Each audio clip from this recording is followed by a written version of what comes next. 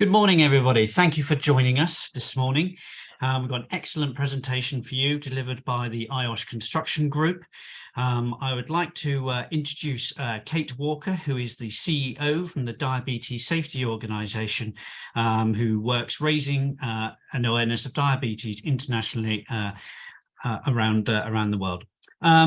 If you've got any questions, we've got a Q&A chat box. If you'd like to put any questions in the Q&A box and then any other chat just into the chat box. We will be recording this webinar, and also you'll be able to get hold of the presentation after the event from the volunteers webinar section on the IOSH website. We'll be giving you the link in the chat box a little later. So I'm going to hand over to Kate now, and we look forward to listening to her presentation. Thank you, and good morning, everybody, and welcome to our presentation today around diabetes safety in the workplace. I'm just going to pull up my slides now. Fantastic. So we're going to have a whistle-stop tour of diabetes and its impact at work, and also touch on kind of lifestyle changes and adjustments that can be made individually as well. I think before we start, one of the things I'd like to do is just put a poll up really to see how much do you feel you do know about diabetes. It's a short poll, so if you can just take the time to fill it in, it would be lovely to see where we're starting at and then where we get to over the next 40 to 40 minutes. So if you could fill that in over the next 30 seconds, that would be great. We'll get you started straight away in your participation roles. And we can begin to see where we stand with understanding diabetes and its risks. So do you know next to nothing, a little, some, or a lot?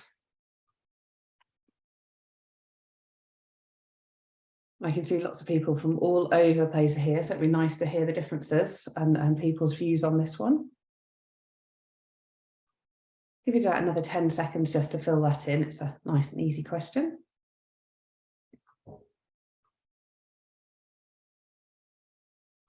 Okay, so we'll close that poll down and see where we start off today and how people feel. Oh, fantastic. So question was, how much do we feel we know about, or you know about diabetes? 6% say next to nothing, 37% a little, 40% some, and 18% said a lot. Well, if I get stuck, I'll ask for some help from the ones with a lot. But I think we can see there that it is a topic that needs to be discussed more. There are options for us to share and explore not only the condition of diabetes, but also its implication within the workplace. So I have got just a question around what are the risks of diabetes. Now, I've stated it here as what's your risk, but actually it's more as well a thought-provoking question of saying, let's think about the industry, let's think about the demographic and what we're looking at in terms of our industry. So by all means, score it for yourself and don't panic. We will end on a positive note as we go through this, but also think about what the likelihood is of our industry, the workforce, kind of the changes that are looking at and the age of the population and the transient nature of it, and what we think the likelihood is of this. So if we look at, if your score is 5 or more, you're likely to have pre-diabetes. As I say, please don't panic. We will be going through how this looks in more detail, but it's just really to start us thinking about diabetes in a wider context than just ourselves, and also from a non-medical perspective. So what we're going to touch on over the next 40 minutes, and there'll be time for questions at the end and some more polls for you to join in with as well, is the invisible epidemic that is diabetes. Diabetes is the workplace risk. So what are the challenges? Your role, both to help others, but also actually what you can do for yourself and loved ones around small adjustments, and I promise no extreme diets. And then also what a workplace is doing or can do to respond to the information that we've gone through today. So just really, I think for me, diabetes is very much a hidden condition. Individuals, we may know somebody who's got it. We may know many people, oh yeah, it's just diabetes, or lots of challenges around understanding it. But actually, it's a huge problem. It's very, very prevalent. As you can see, we've gone for global data here. And it's 537 million people living with diabetes. This doesn't include a lot of the type 1s who maybe are under 20 years of age. And the projection for 2045 is significant at 783 million people. We have to understand the sheer size of this. It's often misrecognized of the impact of it. And really there's two, on this slide, two sorts of things we're looking at, both the financial implication, but also the personal implication of lives lost. The cost is very difficult to isolate to an industry, and we will touch on productivity later on company sizes. But actually, we know that diabetes in 2015 cost 1.3 trillion. And again, that's projected to hit 2.5 trillion by 2030 globally. These are numbers that, we can't just ignore anymore. And we have to kind of think about much more what that impact is in the workplace as well. From a human perspective, the International Diabetes Federation, the IDF, stats have shown that someone dies every 7 seconds globally. I mean, this, for me, for a non-communicable disease, is something that should be managed. We know that many people could be supported better education, small adjustments to lifestyle could make a significant difference. And I think the workplace really poses that opportunity. And I think a lot more could be done with it. One of the challenges, I think, as well, is many people think of diabetes as an older person's condition. It has often been perceived as that, but actually 50% of those deaths are actually people under the age of 60. That's working age. And we need to really start to perceive the impact of diabetes, not only on individuals' lives, which is very significant, and we can see, but also into the workplace. And it's the 9th leading cause of death globally. So again, not to be negative, but just to really start to see the size of the problem that we're facing and why these sorts of presentations and awareness is so important. So we can all kind of hang the rest of the presentation off the same information. We'll touch on what is diabetes. So at its simplest form, diabetes is a sugar intolerance. So the body can no longer manage or cope with the sugar that we're having. So if any of you are sat there having your breakfast, lunch or dinner, because I know we're all over the world, or just a quick snack with your coffee, if you're eating something sugary, your blood sugars will naturally rise. That's what we're all designed to do. If we don't have diabetes, our body will produce insulin, pull the blood sugar levels back down to a safe level, and we all carry on happily along our day. If, however, we have diabetes, what happens is our blood sugar rises from the food or the drinks that we've had, and then our body doesn't produce enough insulin, or what it produces isn't good enough. And so our blood sugars stay high. Now, if you imagine we had a glass of sugary water and dropped a dull coin into it, not only would it sink, which one of my lads on a construction site told me, it would also, over time, start to shine. Now, why does that matter? Because if we've got high blood sugar and it's in there all the time, we start, and we don't shine because we're not robots, but we start to rot internally. That sugar starts to damage our body, and we'll touch on where and why in a second. But that starts to damage our eyes, feet. We know there's 190 amputations a week in the UK. Diabetes is one of the leading causes of blindness in the working population. That's because this high sugar starts to damage the body internally. So for type 1s and type 2s are very different. We know, and I think it's really important from a management position and an understanding when we are talking to people or employers around diabetes, to differentiate the two and to understand the two, because people living with type 1 can get often very frustrated when they're told, just don't eat this, or there's a misunderstanding. So for type 1s, they make up about 5% of the diabetes population. So it's a smaller section, but it's an autoimmune disease.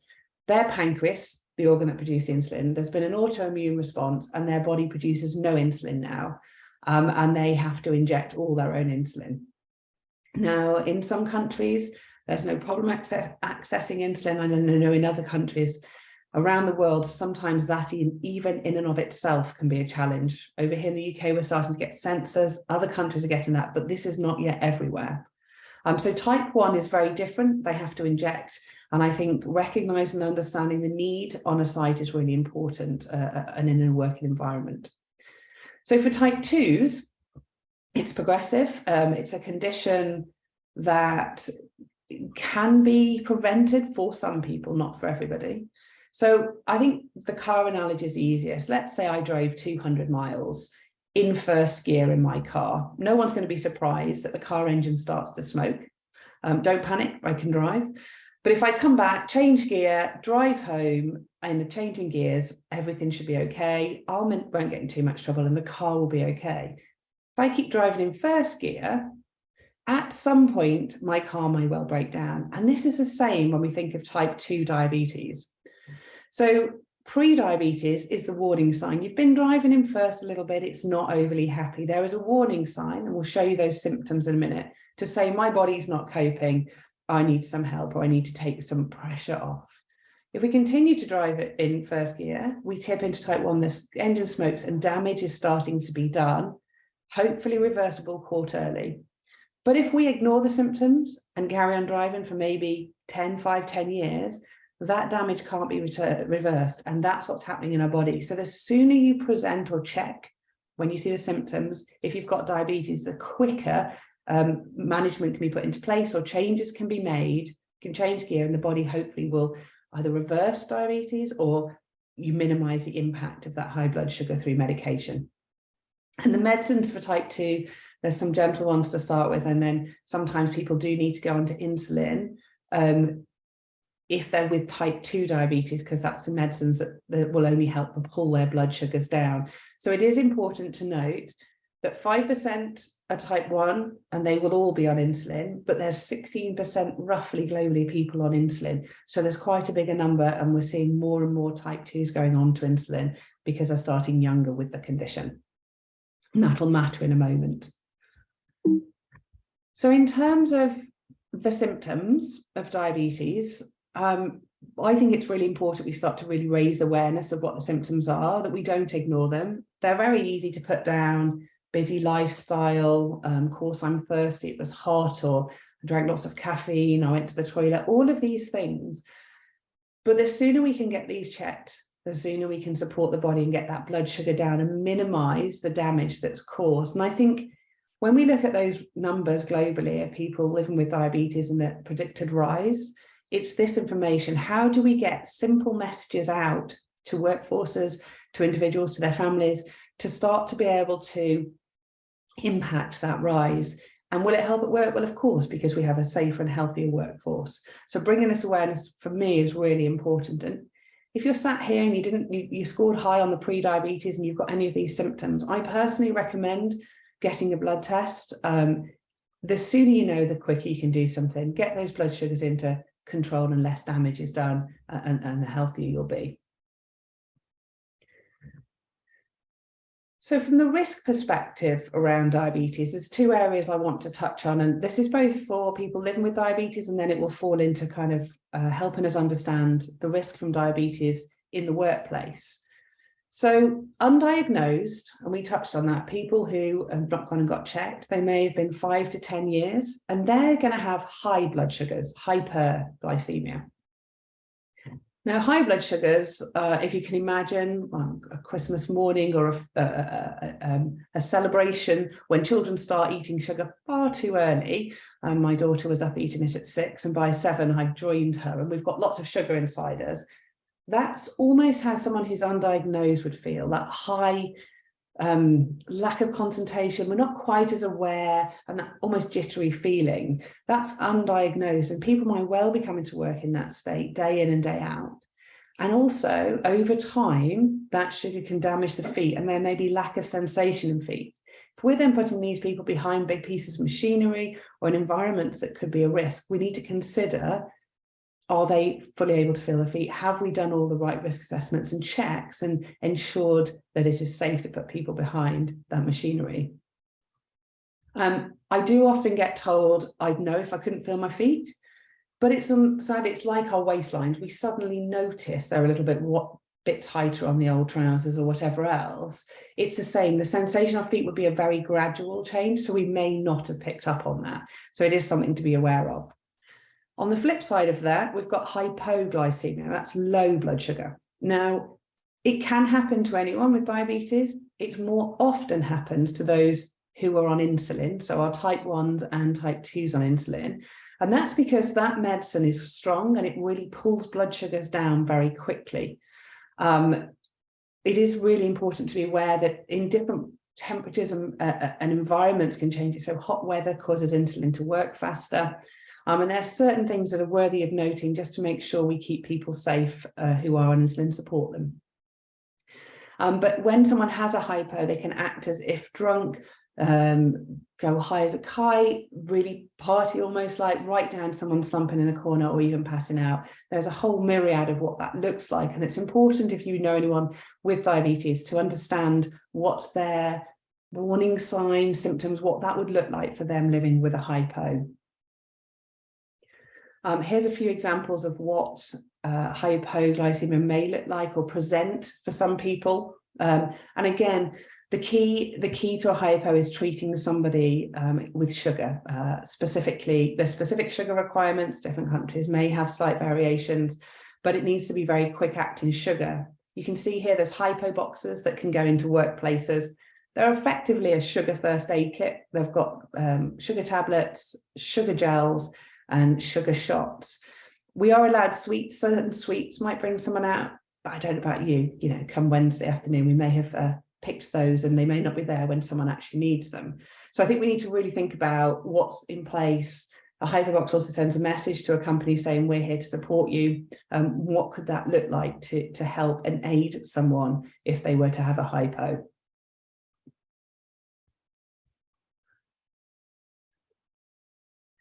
So that's kind of hitting on what diabetes looks like and the impact for individuals and understanding that, so then we can then attach that into the workplace and the risks associated. We have got another poll at this point, and I'd be happy if you could join it for us. But how much do you feel you know about the link between diabetes and its impact on health and safety? Next to nothing, a little, some, a lot. Gives me a moment to take a breath. So we're going to move on to the risk in the workplace from diabetes. So how much do you feel you know about that impact?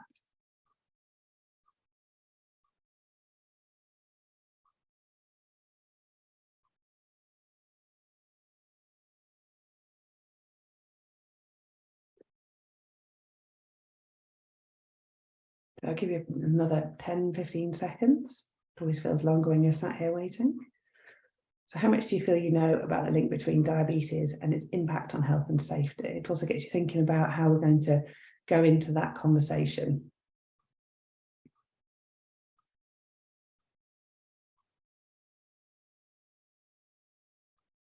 Fabulous. We're going to close that poll and see how much you're already ahead of me on the next few slides.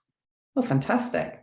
So how much do you feel you know about the link between diabetes impact on health and safety? Next to nothing for 9%, 33%, 136 people a little, 42% some, 16% a lot. That's great. You know, it's really nice to see that there is understanding already, that you've come on here to find out more or kind of clarify what you know, and also for those who maybe don't yet know enough. So taking what we've just talked about around the hypos, high blood sugars and low blood sugars and the impact on the individual, then if we apply that into the workplace, there's three really key areas we're going to touch on: the safety, compliance and productivity. Now, I know there's people from all over the world, so compliance, we're touching on some of the English law because that's where we're based. We do work in other countries, but equally there will be application across both, and we'll touch on that. So for safety, I think kind of drawing the picture and painting the picture that we have so far, it starts to make clear sense that there are increased risks around loss of control or damage or vehicle collisions if diabetes isn't managed. And I think it's important to state here, many people living with diabetes have it fantastically under control. They work at it. They really commit to their health around diabetes. But I think it's important we understand that it can still go wrong, even if they're working hard at it, particularly when insulin's involved, but also just the support that workplaces can put in place and risk assessments to ensure we keep people as safe as possible.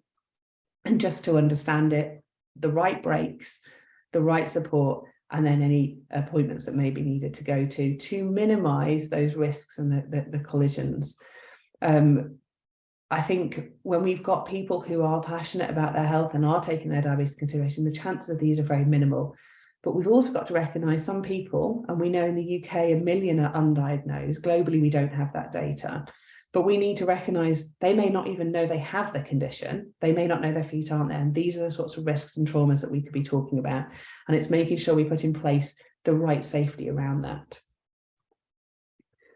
As I mentioned, the compliance is really important. Now, this is taken from UK legal acts. There are a myriad out there globally. If there's questions you have separately, or my email will be at the end if you want any of that sort of stuff, we can support. But I think really just touching on, and it will apply across overall, the health and safety side of stuff of protecting and ensuring everyone gets home. It's what's reasonable and practical to ensure the safety of. We know that diabetes is a known risk, and it's one, therefore, that we need to ensure we are taking into consideration and thinking about the risk assessments or the roles that that person may be taking, or the breaks, or the places just even for them to keep their insulins or medicines and somewhere to test. It is worthy of note, a lot of the testing kits and stuff do have sharps in. Is there somewhere that you have in place to keep those safe as well? We know certainly over here that there's also then a conflict with the Equality Act of what can you ask, what is appropriate, what is right based on their job. People don't necessarily need to disclose, or may not even know they have the condition. How do we start to encourage that conversation, help people feel safe to come forward and overcome the risks or their perceived concerns around what employers may or may not think or say? And we believe as an organisation actually becoming diabetes safe does that, putting in place knowledge, information, sharing across organisations. People actually will then come forward because they know there's not a risk of job loss. They know that they will get supported. And actually that could increase retention and recruitment because you're known as an organisation who is willing to support. And at a time we've got diabetes rising, 1 in 10 to 1 in 12 in the UK have diabetes. Globally, it's not far out, depending on the country. Some actually are higher. So how do we encourage people to come? We tell them that this is a diabetes safe space, and actually we can start to see a positive reaction to that within organisations, and we'll see shortly it could also help productivity. With driving, there are different regulations across the world. Again, here in the UK at the moment, our DVLA regulations, our driving regulations state that if you're driving and you're on insulin, you have to test every 2 hours. We do believe as an organisation that that is sensible to apply across any country, across any workplace. We know the risks of diabetes on insulin, the risks of it coming down rapidly. So ensuring by testing every 2 hours is a reasonable thing to ask, and testing kits are very readily available everywhere. So I think this would be something to consider if it's not already. In the UK, it is only on roads. Again, we're trying to work to get it off roads as well. But the HSE, the health and safety executives, are saying it is implied off roads.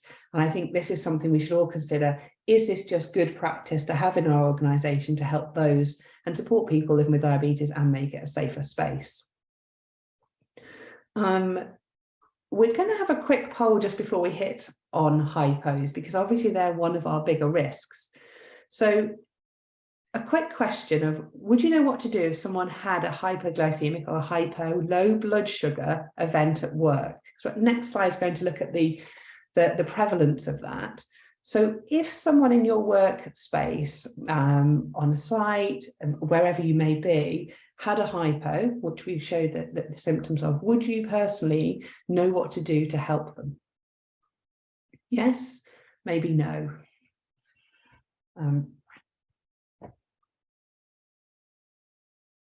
It'd be interesting to start to see how much knowledge is known around the impact that would happen if someone did present with a hypo. I may have given some of that away earlier, so we could already be skewing those numbers, but if you could fill that in, I'd be grateful.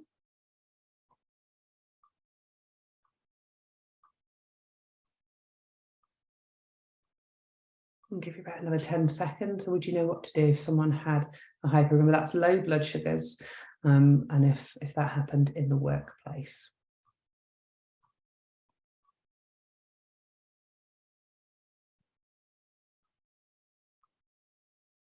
Okay, so we'll close that poll and see how you all fare.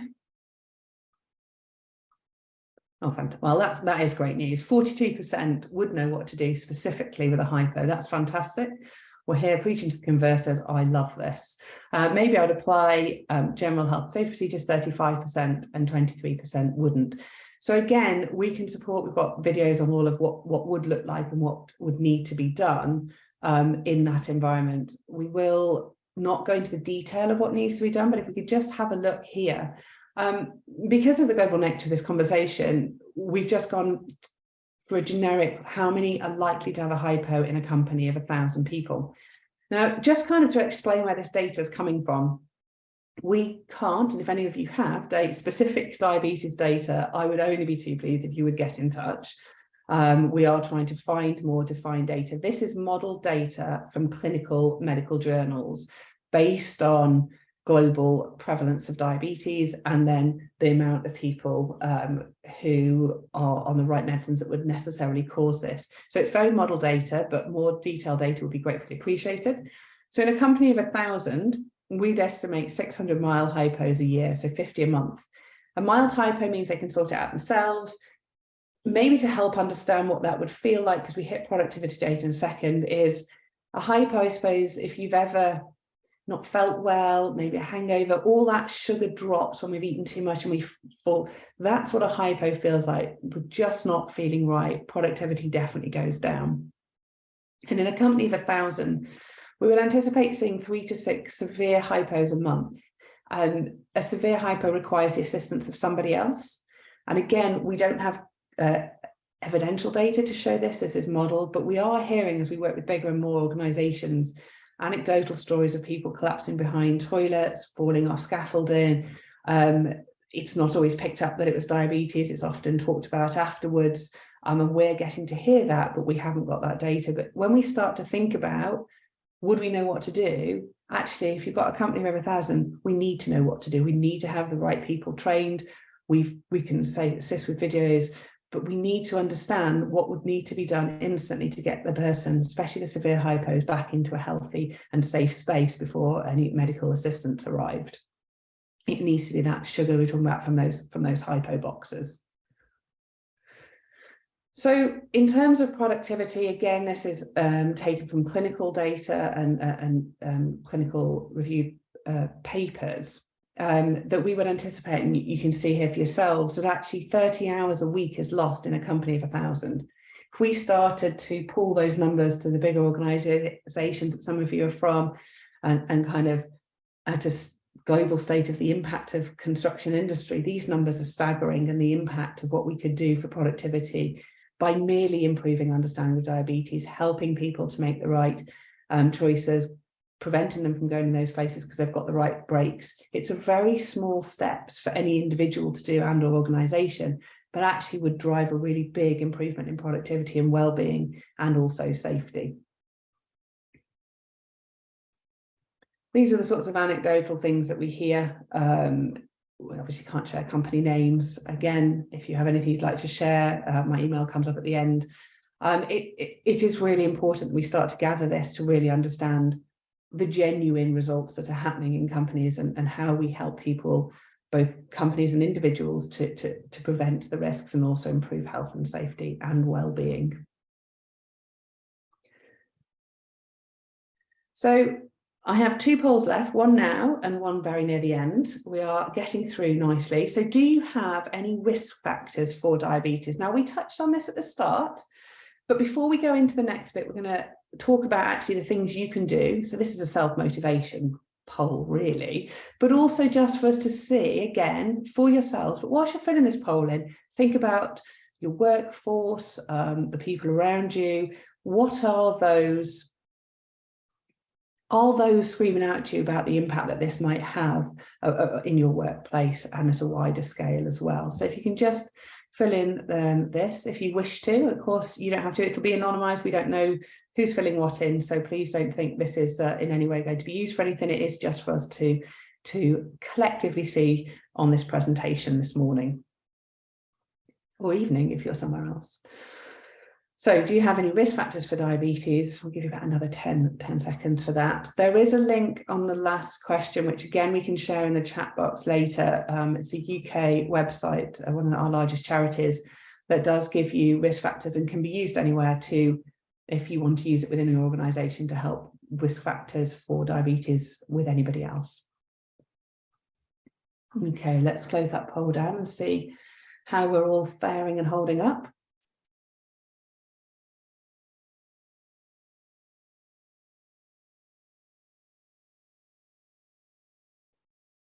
Fabulous.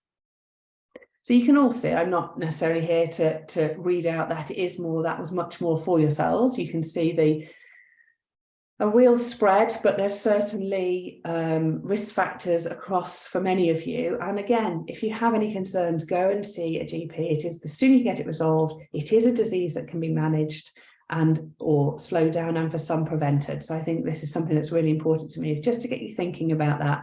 And we're going to talk now about kind of your role for others first, and then how you can minimize those spikes and blood sugar control yourself. Thank you for the poll.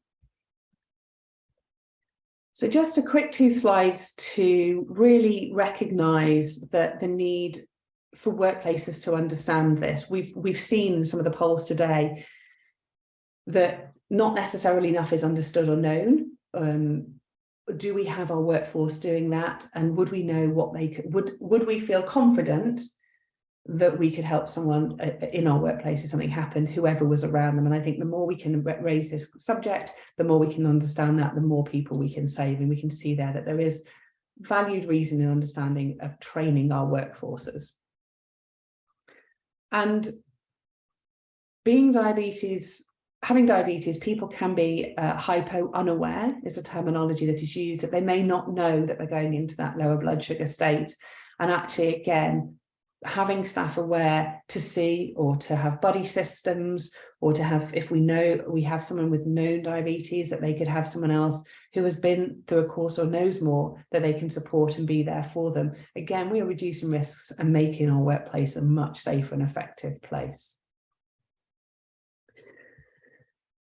So after the first slide and the last poll, just to bring some harmony back to the world and look at kind of ourselves, what we can do, and also what we can do for staff around well-being.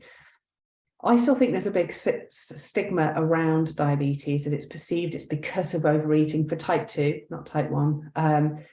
I think things need to change. Shift patterns alone, so night working alone has been, and there's clinical papers out there showing that that can in and of itself cause diabetes.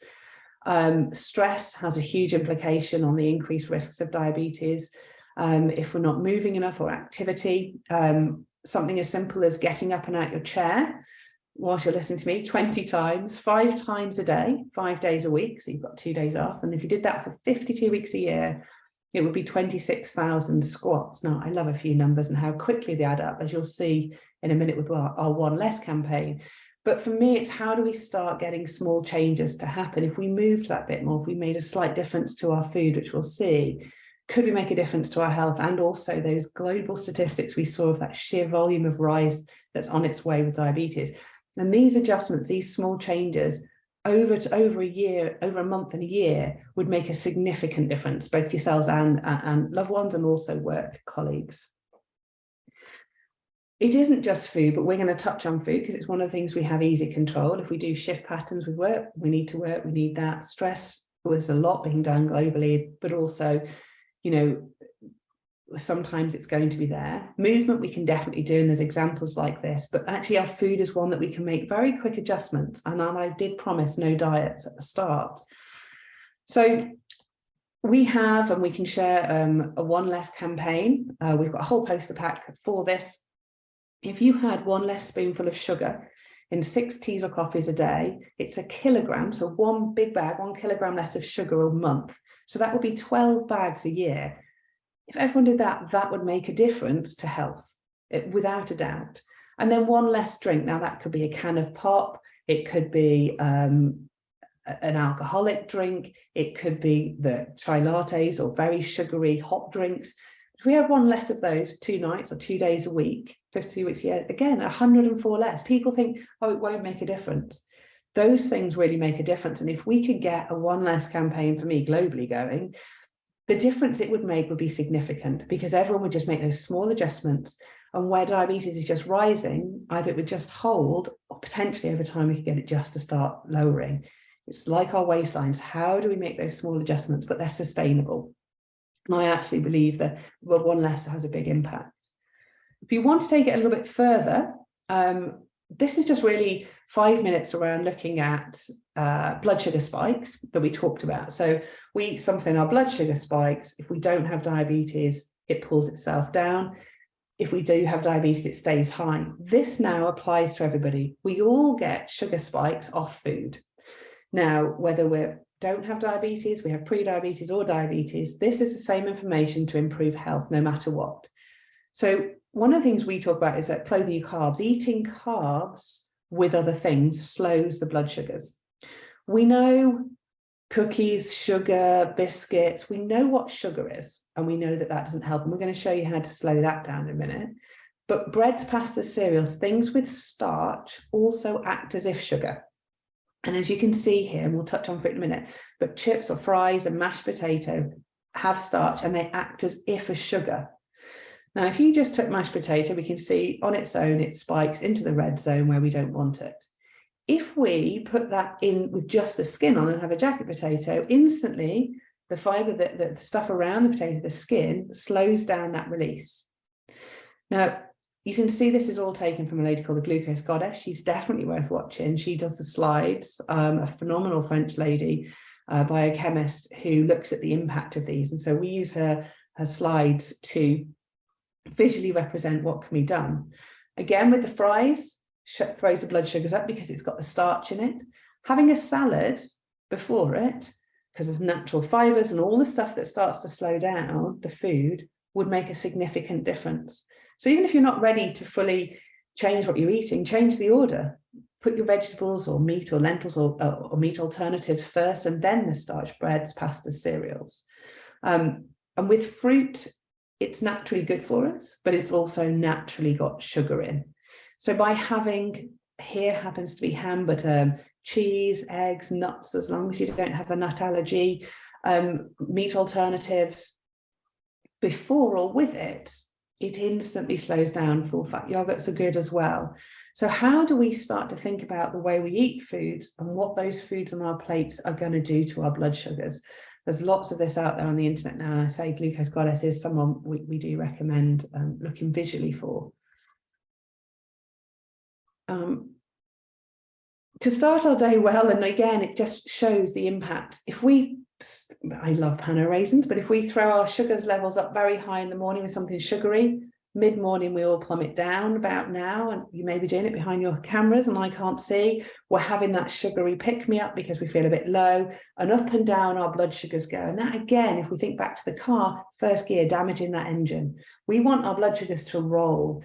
So if we changed our breakfast to something like egg on toast, avocado on toast, you don't have to have toast, you could have much more savory stuff for breakfast, and nuts, butter, as long as you don't have a nut allergy. That does worry me. The difference on your day would be we wouldn't have these highs and lows. And if everyone started to make these small adjustments, that rise in diabetes would fall because people aren't hitting their body into this damage. Couple more slides. The desserts, as soon as we take a sugary dessert on its own, our blood sugars go up. If we move that, a sugary snack on its own, our blood sugars go up. If we move that sugary snack to a dessert and have it straight after the meal, it's clear how quickly that changes our blood sugars. And again, we're much more stable because the protein and the fats, the healthy fats, have slowed down that rise in the sugar. And I mentioned movement and getting up out of your chair, but again, I did have someone say they could have cake if they walk. That's not what the slide is showing. It's showing that if you do activity, maybe a walk, little as 10 minutes, or some star jumps or get up and out your chairs, after you've eaten sugar, the muscles to absorb and take in some of that sugar for you. And again, it slows that spike down so your body isn't getting hit all the time. They're small adjustments, they're manageable, and something maybe we can start putting across workplaces to really encourage health and control those blood sugar spikes and manage our staff. I have one more slide, and I also have one more quick poll before we take questions. And my question is on the poll: how comfortable would you be to share a diabetes diagnosis with your employer? I think this is important. Again, I'd like you to answer it for yourself. But if you're in a management position, what do you think your staff would say? Would they be confident to come and share that they have the condition, or would they be apprehensive that they might lose their job, they may be marginalised, it may have an impact if they come forward and share? So answering it for yourself, ideally, but also would you think your staff would be comfortable, and would they feel safe to come forward? So how comfortable would you be to share a diabetes diagnosis with your employer? Give you another couple of 10 seconds for that, so we can get our last slide before questions. Okay, if we can close that poll, please. Oh, fantastic. That's one of my best results for this, that you'd be very comfortable sharing. 69% and only 6% not comfortable, with 25 not sure. And it's a great outcome, and that really is nice to hear. So on our final slide, I would like to just share kind of what we're encouraged. We've got a charter to support and sign up to. IOSH is supporting this charter, which is fantastic. And it's just for you, whether you do the charter or whether you take away today, what really for me is, have you got regular training and awareness for your staff, wherever that comes from?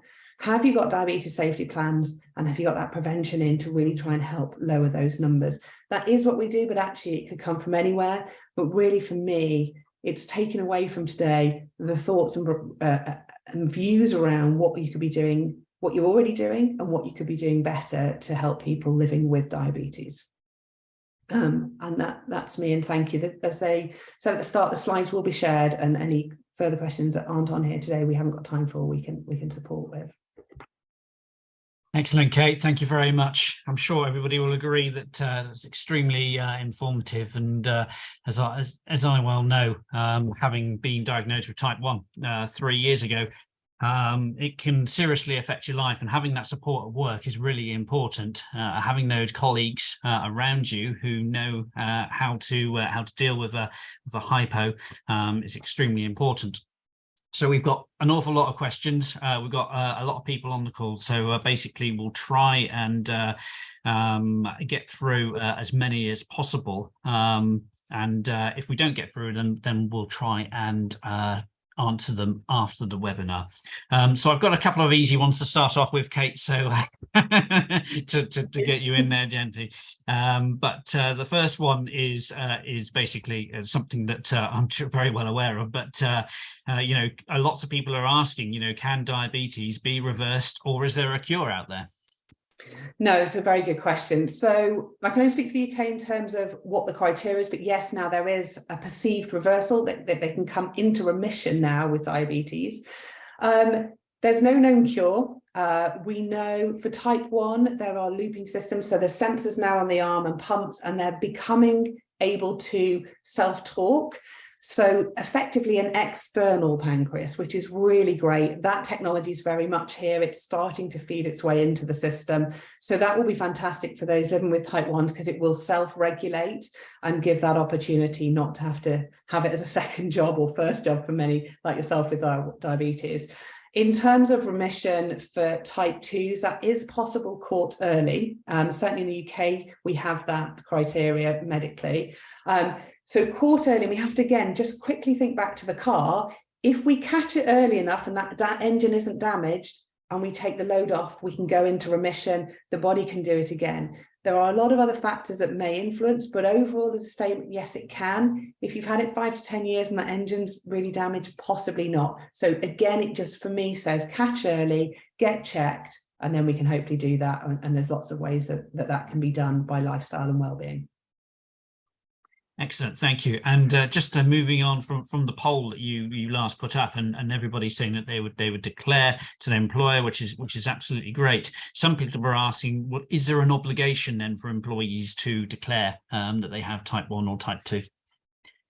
So this is a massive grey area, and one of the questions I always go ooh at, because as long as, from my understanding, I don't have a legal background, and it is definitely worth checking, unless a job has a specific requirement to be told that there's diabetes, they don't necessarily have to say that they have it, unless there's a specific safety or risk assessment or a reason for that to be said. So I think it's worth checking per role and understanding with any legal advisors that you work with as an organisation. And again, for me, it's making sure that you are diabetes safe, so they want to come forward and tell you because it's a benefit to them and there is no risk. But in terms of do they have to, unless it's mandatory for a specific role, for many it's a no, they don't have to, which leaves this open area of how do we raise that conversation awareness so they feel they will want to. On from that, some people are asking then, so is diabetes classed as a disability then? Yes, it is. Well, okay. Yes, it is mostly. So type 1 is any time a medication is taken away, it would be maybe if somebody is type 2 and only on a lifestyle change, that would be, again, a grey area. We work with a big law firm. Their employment lawyers suggest to always treat as if a disability, because more often than not it would be. Also because it is a progressive disease. Even if they start lifestyle, there's a chance it would potentially could progress into that. So again, in the courts, it may well present. So we are advised to suggest treating as if a disability always, and many of the time it is. Yeah, and I think working for a construction company myself, looking after health and safety, we do ask people on our induction, along with other medical questions, whether they do have type 1 and whether or they've got type 2 that has to need insulin. So basically, the site team are aware. And I think it's really important that people are made aware of basically, if somebody does have a hypo, that they can actually react to it. So reacting to a hypo, then you've put up an idea of having these sort of these hypo kits. So people are asking, right, what's the best thing to have in them? And probably what I would say start off is something like a fruit juice, orange juice, something like that. Yeah, absolutely. I mean, the standard are those that are fruit juices, 5 jelly babies, UK sweets. The hypo boxes that I put up are already stocked. They're locked and sealed. They can be treated as if a first aid box. So for me, if you go online, any of the websites, Diabetes UK will tell you what is advised for a hypo. But they can also get single shot uses. They're now everywhere. They're glucose shots. They taste awful, which means no one is likely to touch them. My concern is always when there's orange juice or there's sweets around, someone who doesn't need it could take them and they're not available. Those hypo boxes are sealed. They're therefore there when needed. And so are kind of the glucose shots that you can get. They're all available. They're on Amazon, they're everywhere. We have them, but they are everywhere. They're very easy to get hold of, and hypo gels as well.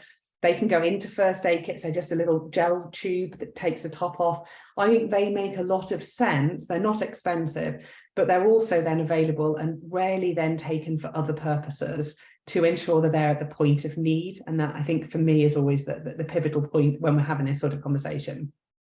Excellent, thank you. The construction industry is notoriously known as being quite a stressful industry. So what impact does stress have on diabetes? Yeah, absolutely it is. There's so much fantastic work around mental health and stress, but in terms of its impact, so stress for many releases the hormone cortisol. We have to remember diabetes is a hormonal condition, so insulin is hormonal. When we start adding cortisol, the stress hormone, in, they just don't connect well. It's not a great combination in the body, and people, when they living with diabetes and monitoring, they can see a stress will cause all sorts of things to happen to their control. So we know that happens. So stress and the stress hormone cortisol impacts on insulin. So again, it's about management of both. It's about understanding that. It's about understanding regimes around if you're on insulin and stress, and learning yourself and having that support from medical professionals, particularly if you're on insulin. But without a doubt, there's a huge correlation, and it's something just to again, be there to support, be there to understand, and be there to aid individuals with it. Excellent, thank you. And Reese asks, how does night shift or shift work as well have an effect on the two types of diabetes? Yeah, there's lots out there. The nuances, I don't have the full detail. I can share papers, but actually what they're showing is is that, again, hormones is what we have to remember diabetes is. And when we start shifting sleep patterns, I don't know the true nuances. It gets a little technical in one part of it, but what it's showing is that the impact of changing our sleep patterns and the hormone regulation of that seems to increase the likelihood of type 2, again, clearly through the hormones being pushed and the impact it has on insulin. The nuances of it aren't there, but there is huge evidence to say that that change in shift night work increases risks or likelihood of diabetes through the hormonal implications. Excellent. And some people are asking, could you briefly describe a little bit about your diabetes safety plan? And again, perhaps just go talk about where people can contact you and get hold of them. Oh, thank you. Yeah, so we've set up a charter really to look at best, better, some practice around diabetes, outlining kind of what would be good to have in place in terms of training, who would look to be trained, because it's not necessarily everybody, the sort of risk assessments, supporting around the driving and machinery and testing on a regular basis, and then management, understanding the differences and putting in place what is required and what would be reasonable and practicable. So the charter kind of sets that out. And then we have 15-20-minute online training courses, really to try and make it doable, fit in, and time constraints and stresses and pressures of this industry. Our website is diabetessafety.org, and it was on my email address as well. So you can have a look at any of it there. We've got some videos that are accessible and some demo courses. And again, if you're wanting to do the hypo boxes, we've got free training videos that we can send out to you around how to support someone having a hypo. Excellent, thank you. Basically, it's been mentioned that the construction industry is notorious for poor eating, not very good eating habits, and those people who are aware of things like the Considerate Constructor Scheme and things like that, we've basically, the industry have tried to develop, healthy eating options and things like that. So I take it really, it's awareness more than anything, Kate, and trying, with sort of like posters, table talkers, and things like that, and just trying to raise awareness of eating healthily, while at work, and trying to eat healthily on a construction site. Absolutely. And I think I find it very, let's look at it. It's January the 18th. I'll check my diary today. January the 13th was the day most people will have broken their New Year's resolutions. We know we have great passion. We know we want to make changes, and including in food and for everybody. So it's hard to make change. It's hard to be consistent with our changes. And that's why really, as an organisation, we set up the One Less. We absolutely believe everyone wants to be healthy and well. We believe start from that place, but actually it's tricky. We know that food is hard to get. So instead of saying you can't have that, and then there's guilt, and then you think, oh, stuff it, I'll just eat the 10 donuts. One Less really changes that, because by the end of the year, that's significant. If someone's eating half a packet of biscuits, which isn't unheard of in a day on a site, if they had a quarter of a biscuit a day, by the end of the year, that could be as much as 20 packets less. That's huge, but they've still had it. We know denial or not wanting also means we won't. And again, we don't always have a choice easily to grab, or we've not taken food. So in a service station, could we have one less or have the smaller grab? And so the grab bag, the packet of crisps, or could we find some protein to go with the food we're just eating? We really believe those small changes that suddenly become habit. We suddenly take a sugar out, and after the first 2 weeks of moaning about that woman who chatted on a talk, suddenly we don't have it anymore. So that's changed. And so we really believe across this industry, it's those touches, those subtles, and it's also quite competitive. If you have one less and you get a few people going with you, it suddenly gets, well, if you stuck to yours, but it's manageable, and they're still able to do other stuff. So that's where we think as an industry, it's nudge small changes that then just drop in over time and become the new norm. Thank you.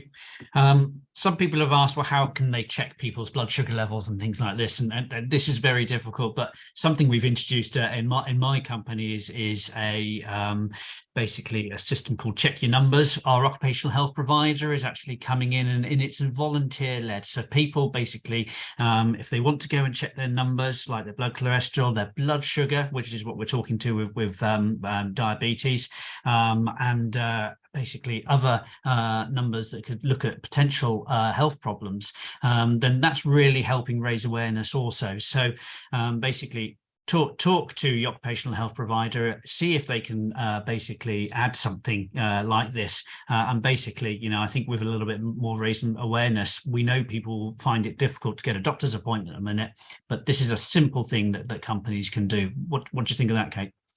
I absolutely agree with that. And I think it's also important to do the piece of awareness before. If we can get your teams, and exactly like you said, that would be fantastic. And then that raising awareness, beforehand encourages also everybody to go, or increases a chance of the people who may be more reluctant to come, so that they know that they're not been checked for other reasons, that they know they're coming for their own well-being. And I think if we can do the education up front to say, look, this is why we're doing this for you, this is why we're offering it, it's here, that really increases the likelihood of the ones you would like to come forward to get those tests. And again, occupational health will do that, because you've got to be mindful for blood testing, there are always sharps of blood around. So occupational health teams would be the ones to do that, as I say, with the education in advance of the tests.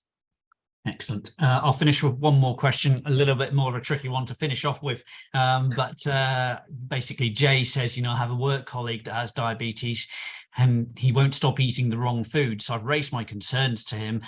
He is very grateful, but will not change his habits. But I believe that he's putting himself and the rest of the construction crew at risk. So he's basically asking, what else can I do on that one? You're right, that's a trickier question to finish with. I think, like with anything, we need people to make their own choices and come forward. Maybe they're quite embarrassed, and certainly when I've been on sites and done talks on the ground, I think there's embarrassment and concerns.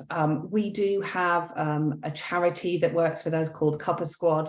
We can share those details if they want to. We are starting some men's only group. If he wants to go there and maybe get advice away from work, and he can hear it differently, because sometimes we can't hear it from our work colleagues.